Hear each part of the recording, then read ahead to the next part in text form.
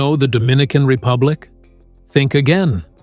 From romantic deals to jaw-dropping cultural twists, here are 14 shocking realities about the island where love is more than just emotion.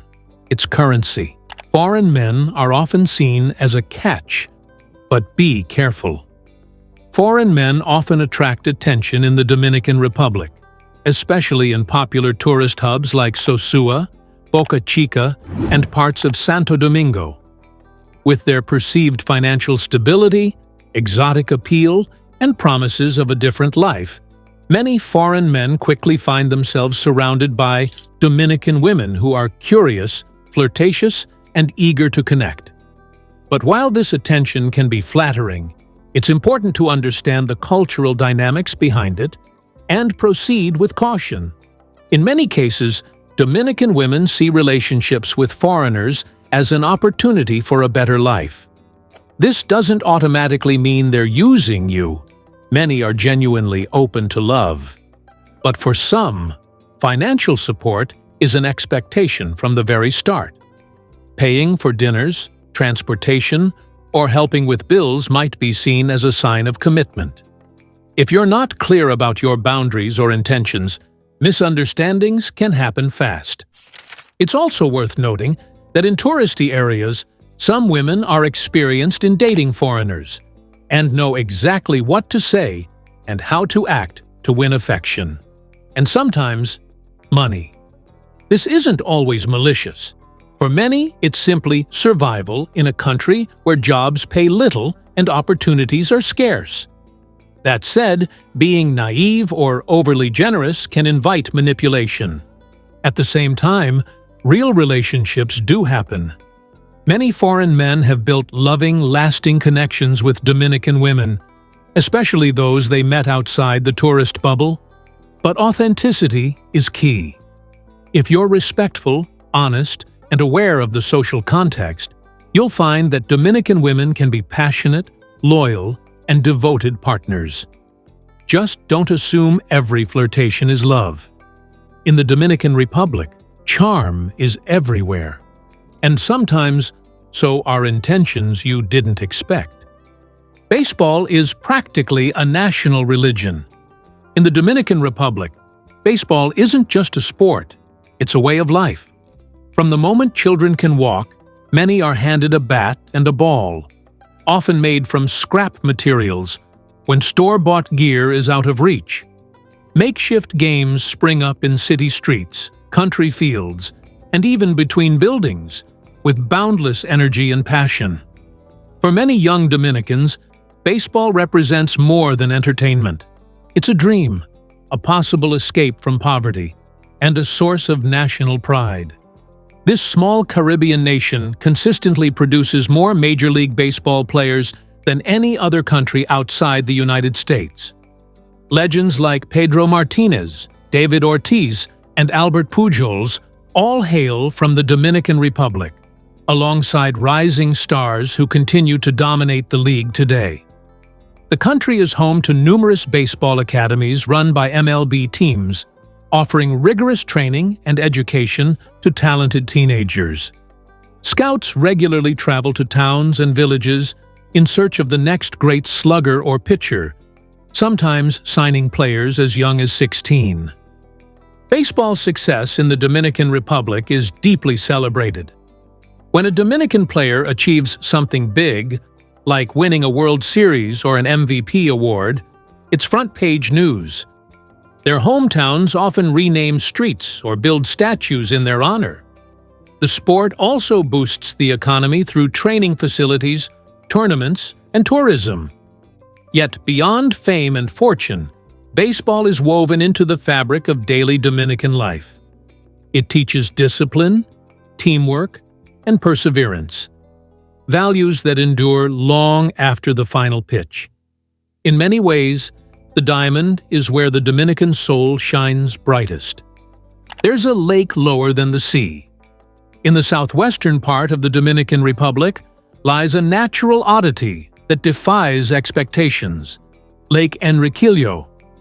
This hypersaline lake is not only the largest in the Caribbean, but also sits an astonishing 144 feet below sea level, making it one of the few landlocked bodies of water in the Western Hemisphere at such a low elevation. Its salty, shimmering surface stretches across a semi-arid landscape, surrounded by cacti and heat-blistered rocks that give the area a strangely lunar feel. What makes Lake Enriquillo even more fascinating is its unexpected inhabitants, American crocodiles. Despite the lake's salt content, these fearsome reptiles thrive here, sunning themselves along the rocky shores and silently gliding through the water. It's one of the only places in the world where crocodiles live in a saline lake, making the site a subject of biological curiosity. Birdwatchers also flock to the area to catch glimpses of flamingos, herons, and roseate spoonbills that use the lake as a breeding ground. Further proof that nature loves contrast and contradiction. The lake's level and salinity have dramatically changed over time, causing entire roads and farmlands to disappear underwater. Scientists believe climate change, deforestation, and tectonic activity may all play a role. Yet, even as its size fluctuates, Lake Enriquillo remains a mysterious and captivating place. Part desert, part oasis, part prehistoric swamp. It's a site where reptiles bask beside rare birds, where saltwater laps at the foot of mountains, and where the earth sinks into a sunken, surreal world unlike anywhere else in the Caribbean. You can see whales up close. Every winter, the tranquil waters of Samana Bay in the Dominican Republic transform into one of the world's most awe-inspiring natural theaters.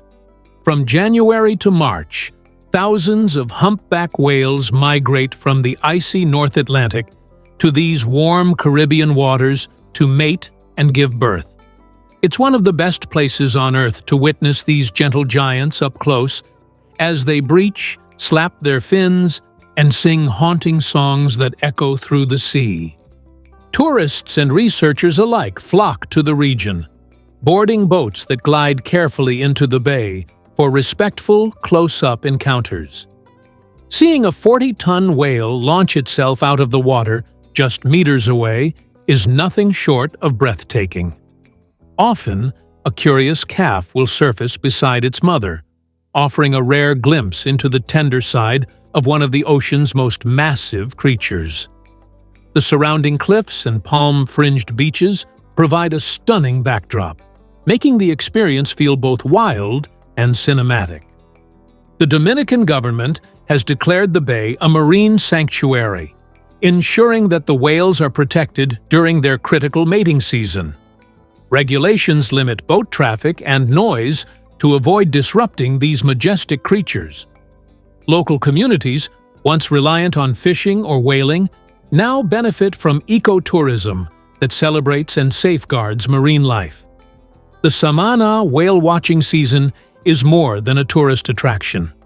It's a symbol of conservation success, a celebration of nature's rhythms, and an unforgettable encounter with creatures that remind us just how magical the natural world can be.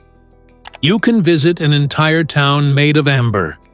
Tucked into the heart of the Dominican Republic, the city of Santiago is home to one of the most dazzling and unusual natural treasures in the Caribbean: amber. This fossilized tree resin, often golden or honey-colored, is found in such abundance in the region that Santiago is sometimes called the Amber Capital. What makes Dominican amber especially fascinating is its clarity and the astonishing prehistoric specimens trapped inside: ancient insects, leaves, and even small reptiles perfectly preserved for millions of years. The Amber Museum in Santiago is a must-visit destination for anyone curious about natural history or geology. Housed in a charming Victorian-style building, the museum showcases an array of amber pieces that feel straight out of Jurassic Park, some of them containing actual insects from the time of the dinosaurs. Visitors can examine everything from polished jewelry to large raw chunks, that seem to glow from within. The museum also educates guests on how amber is formed and why Dominican amber is considered some of the highest quality in the world. Surrounding the museum are dozens of local shops and markets selling authentic amber goods, rings, necklaces, sculptures, and souvenirs. Unlike synthetic imitations found in other tourist spots, much of the amber here is locally mined and handcrafted. Each piece carries a fragment of ancient history, making it more than just jewelry. It's a time capsule you can wear. Walking through Santiago's Amber District feels like stepping into a living museum, where the ancient world meets artisanal craftsmanship in a display as rich as the resin itself. Columbus might be buried here. In the heart of Santo Domingo lies the Columbus Lighthouse, a massive, cross-shaped monument that claims to house the remains of Christopher Columbus. The Dominican Republic proudly maintains that the famous explorer was buried here after his death, and in 1877, a box inscribed with his name was reportedly found in the city's cathedral. Later, in 1992, on the 500th anniversary of his first voyage, the remains were moved to the lighthouse, which became a national symbol and point of pride. The monument glows with powerful lights that project across into the sky, a dramatic tribute to the man who discovered the New World. But Spain tells a different story. According to officials in Seville, Columbus was buried in their cathedral, and DNA tests on bones held there suggest a match with known relatives. Spain claims the remains were brought back from the Caribbean in 1795 and have been resting in Seville ever since. This has sparked an international mystery, leaving historians and scientists debating whether the real Columbus lies beneath Dominican soil or under Spanish stone.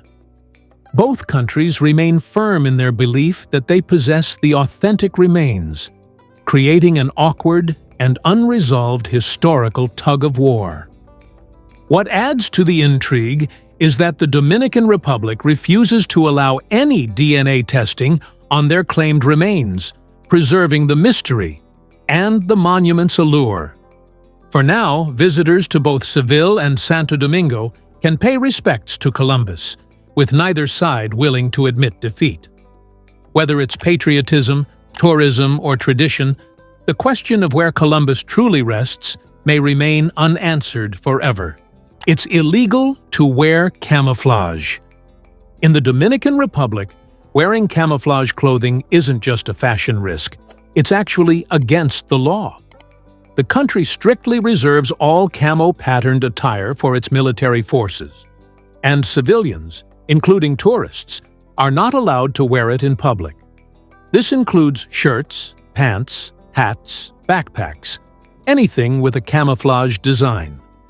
The law is enforced to avoid confusion between soldiers and civilians, especially in areas where national security is a concern. It might sound surprising, but authorities take it seriously, and people have been stopped, fined, or even had items confiscated simply for dressing in camo. For unsuspecting tourists, this rule can come as a shock. Many travelers pack their favorite camo shorts or stylish army print caps, unaware that those choices could lead to awkward run-ins with customs officials or local police. It's not unusual for airport security to stop people upon arrival and ask them to change clothes or check their luggage if camo items are spotted. Even kids' clothing isn't exempt. While punishments are usually limited to warnings or fines, wearing camouflage can disrupt your trip and create unnecessary stress in what should be a relaxing vacation. The Dominican Republic isn't alone in this rule. Other Caribbean nations like Barbados and Trinidad and Tobago have similar bans, but it's still not widely known. So, before visiting this sun-soaked island, it's smart to double-check your wardrobe. Save the camo gear for your next camping trip or music festival, and opt for tropical prints instead. Not only will you avoid trouble, but you'll blend in much better with the vibrant, beachy vibe of the Dominican Republic. There's a town where everyone has blue eyes. Tucked high in the Dominican Republic's central mountains lies the town of Constanza, a place that looks and feels nothing like the Caribbean stereotype. Known for its cool climate and fertile valleys, Constanza is also famous for something far more visually arresting: a population with unusually high numbers of blue-eyed residents.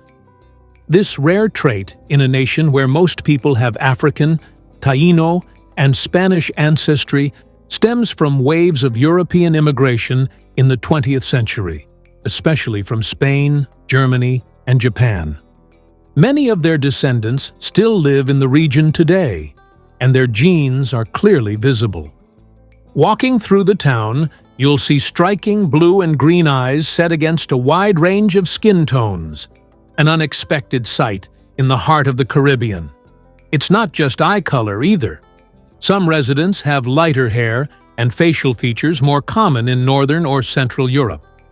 This mix has made Constanza a subject of fascination for travelers, photographers, and even genetic researchers curious about how isolated communities preserve ancestral traits over generations. In this case, the town's mountainous geography played a role in maintaining these unique physical features. But Constanza is more than just a genetic anomaly. It's a thriving agricultural hub, often referred to as the Dominican Switzerland for its high-altitude farming and cooler temperatures. Visitors come for its strawberries, flowers, and scenic views, but they often leave talking about its people, particularly those brilliant blue eyes that seem almost surreal against the lush green backdrop. In a country known for its diversity, Constanza stands out as a beautiful reminder of how culture, migration, and nature can blend in the most unexpected ways. Some rivers literally change color. In the highlands of the Dominican Republic lies Jarabacoa, a mountain town famous not only for its cool climate and adventure tourism, but also for a natural phenomenon that seems almost too magical to be real: rivers that change color. The Jimenoa and Yaque del Norte rivers, which wind through lush valleys and tropical forests, sometimes display surreal shifts in color that range from deep emerald to milky turquoise, depending on the weather, sunlight, and mineral content. It's a natural spectacle that leaves both locals and visitors stunned by the beauty of something so fleeting.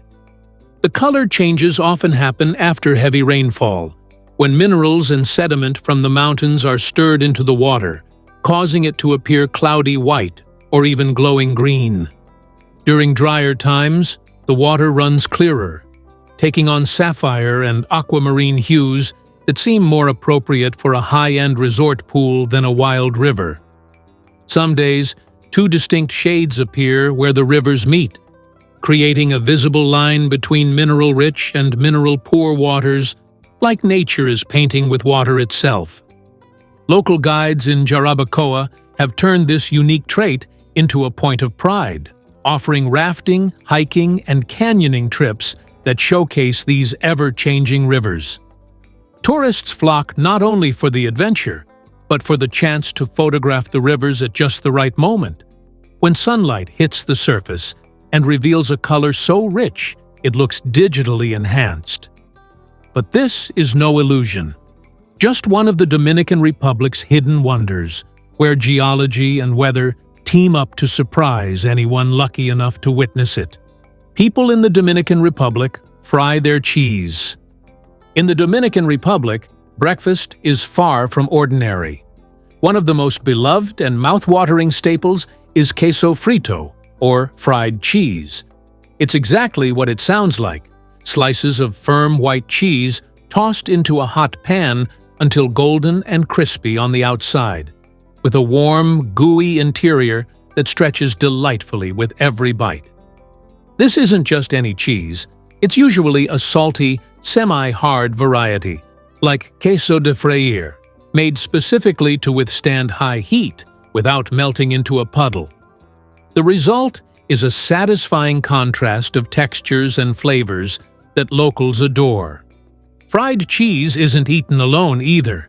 It's typically part of a larger breakfast dish called Los Tres Golpes, the three hits, which combines fried cheese, mashed plantains, mango, fried eggs, and salami. This hearty, savory plate is often served in homes, street stalls, and traditional restaurants, fueling Dominicans for the day ahead. The cheese adds a rich, salty punch that perfectly balances the sweetness of ripe plantains and the spice of seasoned salami. It's comfort food at its finest, and once you try it, plain toast and cereal may never satisfy you again. Beyond breakfast, fried cheese also sneaks its way into other meals and snacks. You might find it in empanadas, on skewers, or served with guava paste as a sweet, salty treat. Some visitors are surprised at how simple yet addictive it is, often rushing to local shops to buy blocks of cheese to fry themselves. In the Dominican Republic, queso frito isn't just a dish. It's a small golden symbol of culinary pride, and the kind of local flavor that lingers in your memory long after the last bite. Some villages celebrate with devil dances. In the Dominican Republic, Carnival isn't just colorful, it's wildly theatrical. Nowhere is this more vivid than in the town of La Vega, where every February, the streets explode with energy as masked devils take over. Known as Diablos Cojuelos, these devil-costumed dancers wear elaborate horned masks, vibrant suits, and wield inflated pig bladders. Yes, actual dried animal organs.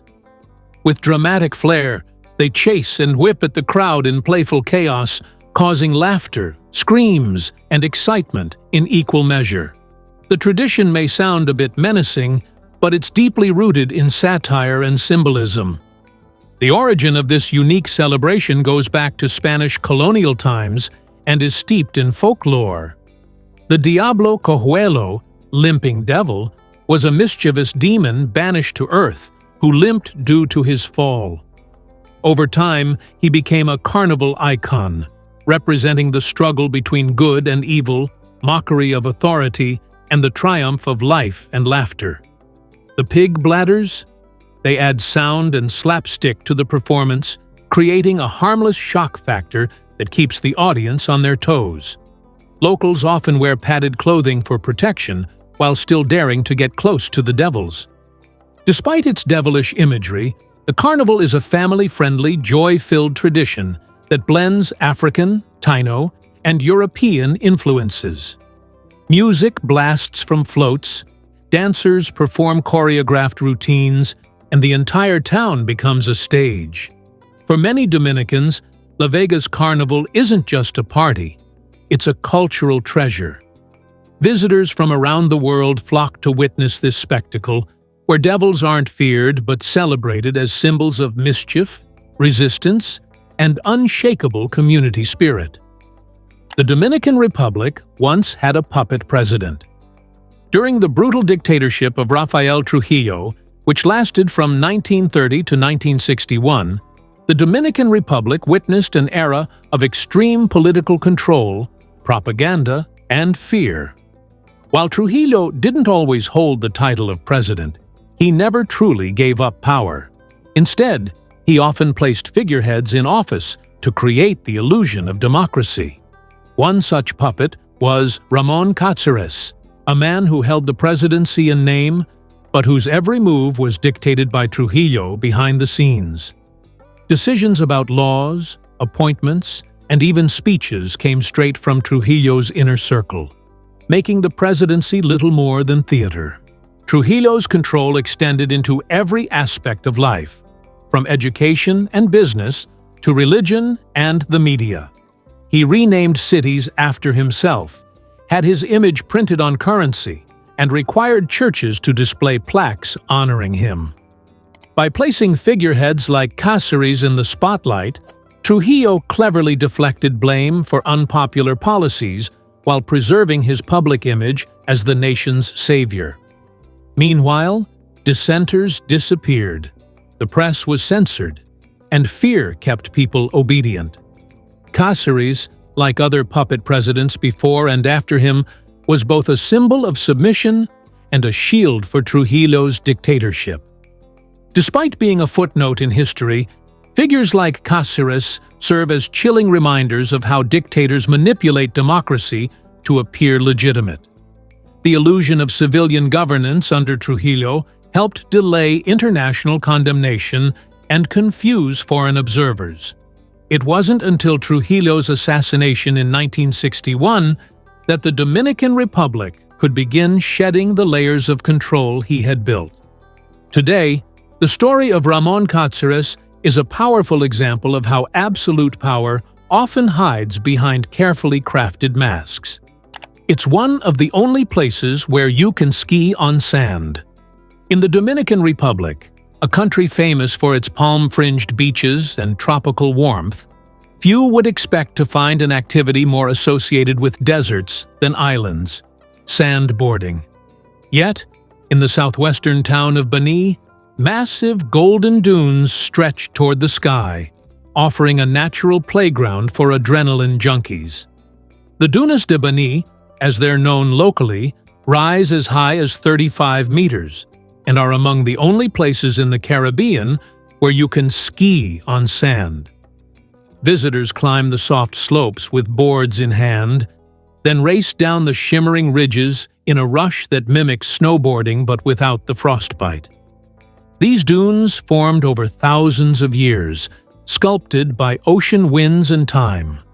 Located near Las Calderas Bay, the region offers a striking contrast between desert-like terrain and coastal blue waters.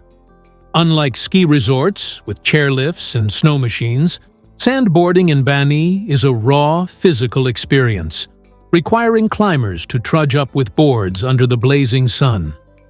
It's exhausting, but rewarding, especially when you catch your balance and coast down like you're riding a golden wave. The untouched nature of the dunes also makes them a haven for photographers and nature lovers who want something beyond the usual resort fare. What makes Bani's dunes even more intriguing is how little known they are to international travelers. While Punta Cana and Santo Domingo get most of the attention, these dunes remain a hidden gem, attracting locals and in-the-know tourists looking for a different kind of thrill. Whether you're an adventure seeker or just someone craving a new story to tell, skiing on Caribbean sand under a blazing sky is one experience that defies expectations and leaves an unforgettable mark. If these truths surprised you, just wait until you see what else the island has to offer. Don't forget to like, subscribe, and hit the bell for more eye-opening content.